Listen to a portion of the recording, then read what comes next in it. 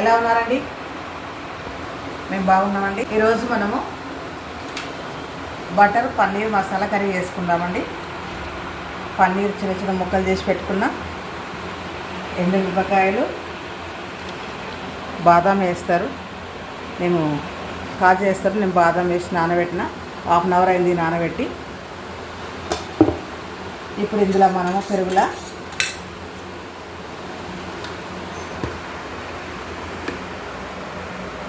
కొంచెం పసుపు,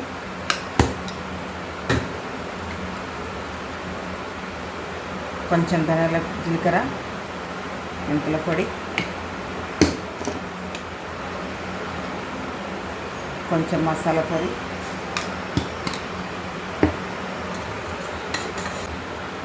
ఇందులో మిరపకాయలు వేస్తున్నా ఎక్కువ కాబట్టి, మిరపకాయలు పచ్చిమిరపకాయలు వేస్తున్నా కాబట్టి కొంచెం కొంచెం కారం పొడి, సరిపోయేంత ఉప్పు,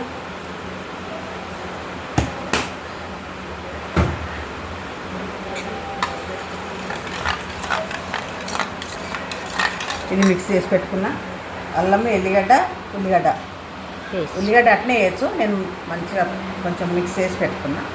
ఒక 2 పచ్చిమిరపకాయలు 4 ముక్కలు చేసేస్తున్నా.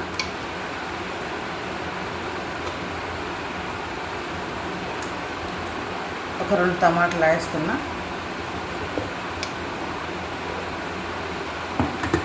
ఇందాక నానబెట్టి పెట్టుకున్న ఈ ఎండుమిరపకాయలు, బాదం వేస్తున్నా.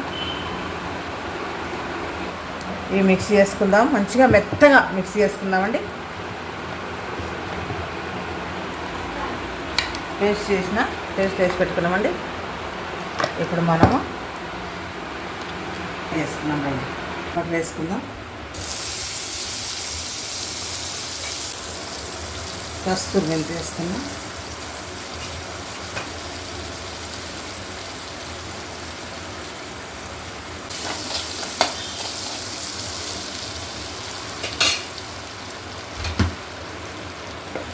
ఇందులో కొంచెం పసుపు వేసుకుందాం.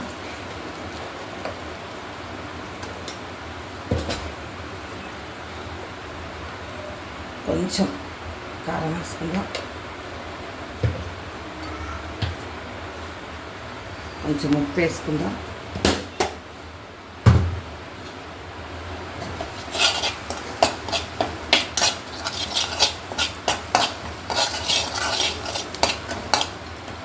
ఇప్పుడు వేసేసుకుందామండి. సన్న మంట మీద మంచిగా వేసుకుందాం.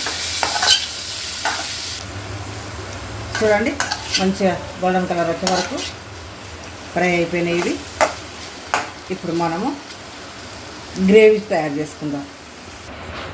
బటర్ వేసుకుందాం.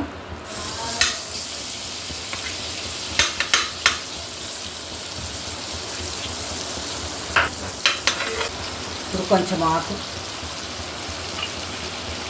కొంచెం చెక్క, ఇలాచీలు, 4 లవంగాలు,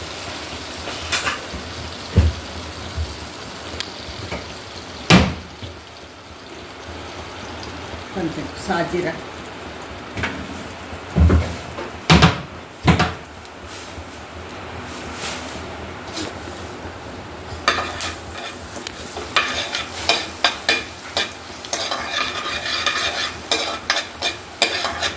ఇవి వేగినంత వరకు కొంచెం ఫ్రై చేసుకొని,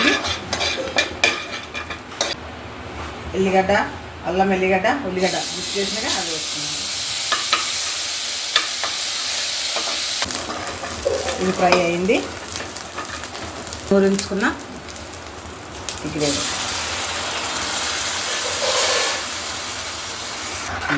ఇది పచ్చి వాసన పోయేంత వరకు ఫ్రై చేసుకుందాం. చాలా పెరుగు కలిపినాం కదా, ఇది వేసేసుకుందాం.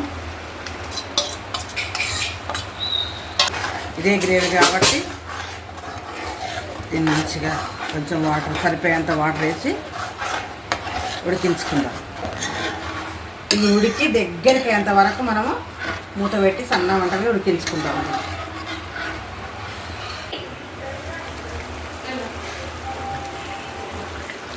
చూడండి,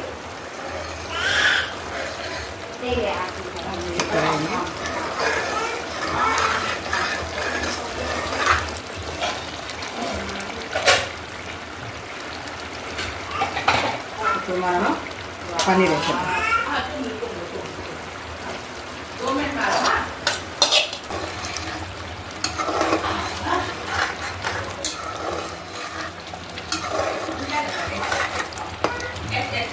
ఒక 2 నిమిషాలు ఉడికించుకుందాం.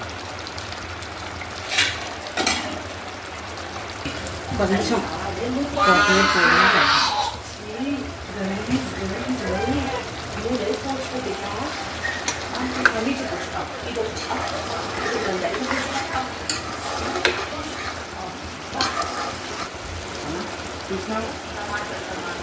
ఇప్పుడు కొంచెం క్రీమ్ వేద్దాం.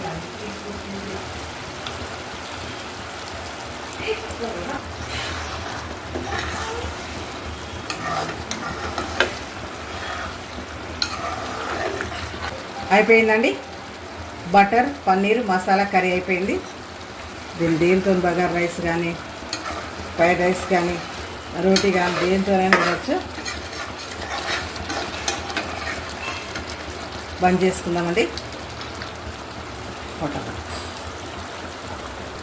స్టవ్ ఆఫ్ చేస్తున్నా అండి. ఉడికిపోయింది. మీరు కూడా ట్రై చేసుకొని మీ ఇంట్లో టేస్ట్ చూడండి ఎట్లుంటుందో.